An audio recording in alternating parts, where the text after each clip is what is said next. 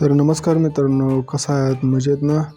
असायलाच पाहिजे. तर मकर संक्रांतीच्या तुम्हा सर्वांना खूप खूप शुभेच्छा आणि आमच्या दादूकडून आणि आमच्या पूर्ण फॅमिलीकडून खूप खूप शुभेच्छा मकर संक्रांतीच्या. तर भावांनो, आज आपण जाणार आहे भवानी माते मंदिरावर. तर आजचा ब्लॉग होणार आहे भवानी माते मंदिरावर. तर म्हणलं आज संक्रांत आहे आणि आज चांगला दिवस आहे म्हणून आता आपण भवानी माते मंदिरावर दर्शनाला जावं. तर बघा आलो आहे तर भवानी माते मंदिरावर दर्शनाला. तर मंदिरावर बरेच म्हणजे सुधारणा केली ती, फ्लेवर्स बसवले ते आणि आता झाडं बघा मध्ये मध्ये लावले ते नवीन. भावांनो, आज उन्हाचा चटका लय बेकार लागतो. काय माहिती आता पाऊस बिऊस येतो काय कळण झालं. तर येऊ दे, पाऊस आलेला तर चांगलाच आहे. हे बघा भवानी मातेचं मंदिर. तर चला आता आपण भवानी मातेचं दर्शन घेऊ आणि मग तुम्हाला बाकीचा परिसर सर्व दाखवूया आपण.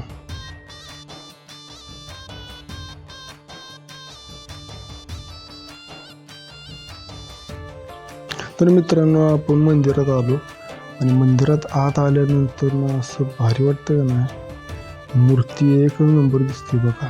आजचा साज हिरव्या साडीनं बघा केला, गजरा, हार आणि गळ्यातला अलंकार एक नंबर दिसतोय. मागची प्रभाळ लयच भारी. अशी आपल्या भवानी मातेची मूर्ती कशी आहे, क्वालिटी आहे का नाही, विषय हार्ड आहे. तर मित्रांनो, आता आपण मंदिराच्या बाहेर आलो आहे. तर आता तुम्हा सर्वांना दाखवतो. तर मित्रांनो, ह्या आहे महिषासुराची मूर्ती. आता महिषासुराचं मंदिर दिलं आहे. मित्रांनो, आपल्या भवानी मातेच्या मंदिरावर आल्यानंतर ना आपल्याला कोणत्या कोणत्या देवाचं दर्शन होतं हे दाखवतो. हे दीपमाळ आहे बघा. दीपमाळीच्या तसंच पुढं आलं थोडंसं. आता हे बघा छोट्या छोट्या मूर्ती दिसते त्या. तर ह्या आहेत खारजाई खोकलाय.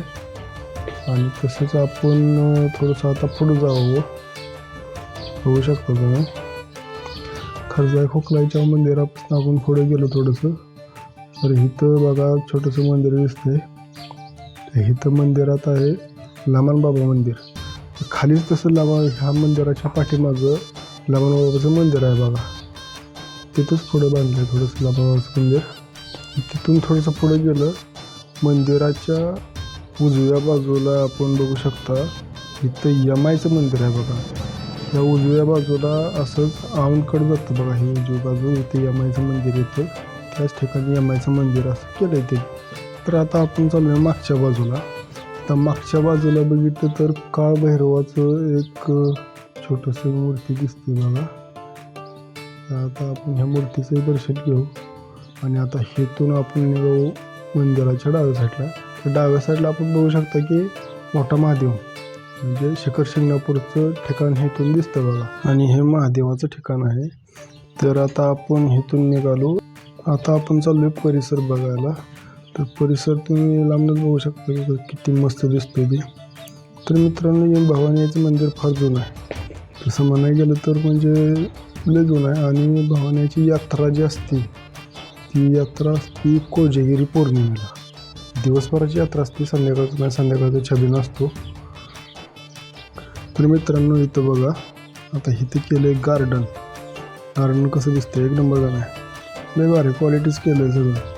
इथं लहान मुलांना खेळायला पुन्हा फोटोशूटला ह्याला स्पॉट एक नंबर केला आहे.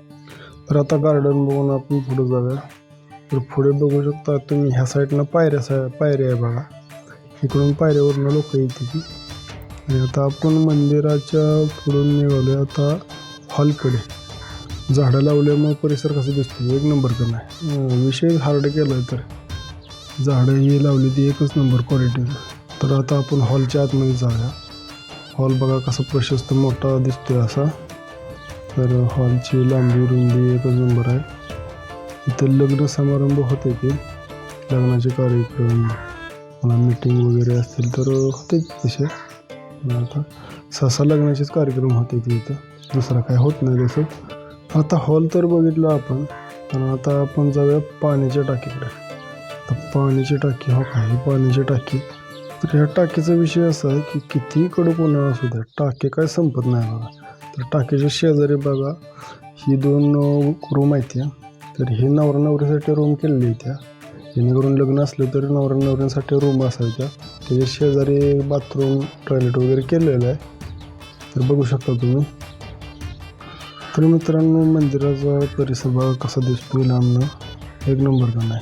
कडून भारीच दिसतं, क्वालिटीच विशेष नाही. इकडे झाडी आहे. आता आपण ही परिसर ही बघून सगळं आता घेऊन आपण चाललो आहे आता घरी. इथपर्यंत ब्लॉक करायचा आहे. आता विषय असा आहे की आज आहे संक्रांत, त्याच्यामुळं गर्दी तर राहणारच आहे. त्याच्यामुळं आपण दुपारचं चालू आहे. ऊन तर लय लागते, पण असू द्या, चला. तर मित्रांनो, आजचा ब्लॉग तुम्हाला कसा वाटला ते कमेंटमध्ये सांगा. आणि आपल्या चॅनलला लाईक, शेअर आणि सबस्क्राईब तेवढं करायला विसरू नका.